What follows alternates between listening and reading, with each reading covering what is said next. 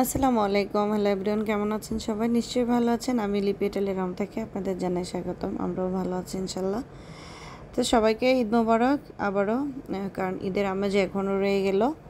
অবশ্যই ইনশাল্লাহ ঈদ তো 7 দিন, 7 দিনের মধ্যে তো ঈদ থেকেই যায়, গরুর মাংস থেকে যায়, মেহমান আসে, বেড়ানো খেলানো, ঘুরতে যাওয়া, ছুটি, স্কুল বন্ধ সবই থাকে।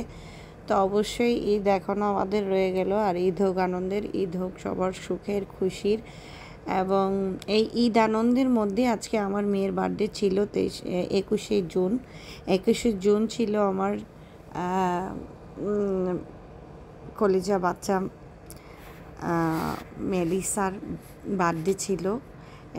ঈদের জার্নি এবং কোরবানি করা, রান্না খাওয়া সব মিলে একটু ক্লান্ত আছি, যার কারণে কোনো বড় সড়ে কোনো প্রোগ্রাম বা কোথাও দূরে ঘুরতে যাওয়া কোনো কিছুই রাখিনি। ছোট্ট করে শুধু ওকে উইশ করলাম। ফ্যামিলি বলতে পারেন, ফ্যামিলির টাইম একটু সময় আনন্দ ঘন সময় কাটালাম। যদিও অনেক গরমের মধ্যে আসলে বাসায় তেমন কিছু করা হয়নি। ঝামেলাটা একটু কম রাখতে চাইলাম, এই কারণে ঈদের রান্নাবান্না এখনও চলছে।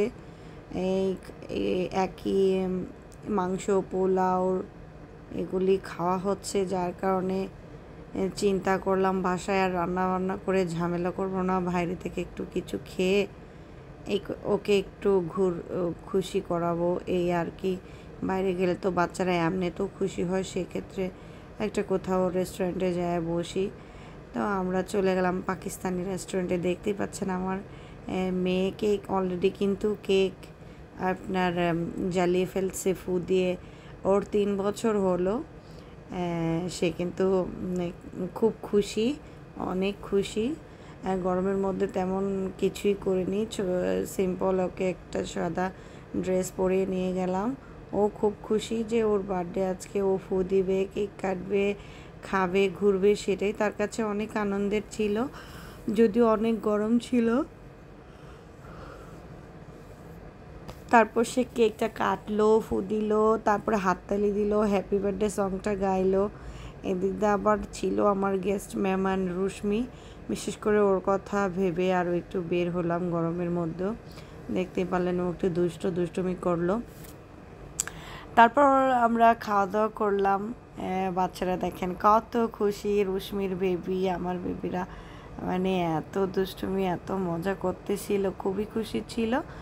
তো অনেক ভালো লাগছে দিনটা, আপনাদের সাথে শেয়ার করলাম। আর আপনারাও সবাই কেমন লাগলো সেটা জানাবেন। আজকের এই ভিডিওটা লাইক কমেন্ট দিয়ে আপনাদের মতামত জানাবেন। আর আপনাদের ভালো লাগাই আমার ভালো লাগা। তো যে যেখানেই থাকবেন সুস্থ থাকবেন, ভালো থাকবেন। আসলে পরিবারের আনন্দের দিনগুলি কিন্তু অনেক আনন্দের হয়। আর এগুলি জীবনের সবচেয়ে ইম্পর্টেন্ট সময়, ইম্পর্টেন্ট দিন, ইম্পর্টেন্ট কাজ যদি বলেন, আমার হিসেবে আমি বললাম জীবনে সন্তানদের নিয়ে আনন্দ থাকা, ভালো থাকা, ফ্যামিলি নিয়ে ভালো থাকা, সম্পর্কে থাকা এবং সংসার করা, সুখী হওয়া, এর চেয়ে আনন্দের আর কিছুই হতে পারে না। কোটি কোটি টাকা একদিকে, সংসার সুখ শান্তি একদিকে।